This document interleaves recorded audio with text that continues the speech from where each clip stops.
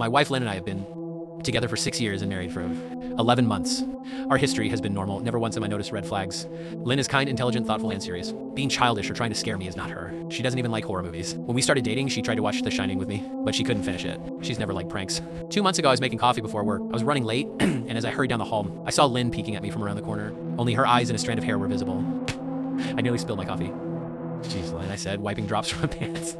You scared me. She scuttled out of view like a little kid caught, and by the time I reached the door, she was gone. It was odd, but funny. I called her a weirdo, she laughed, and life went on. 3 days later, around 2 a.m., I went to the kitchen for a drink. I felt watched. Looking down, I saw her smiling face staring up at me, wide-eyed, grinning. I screamed. Lynn crawled backward on hands and feet, laughing silently, then vanished. When I went back to bed, she was lying asleep.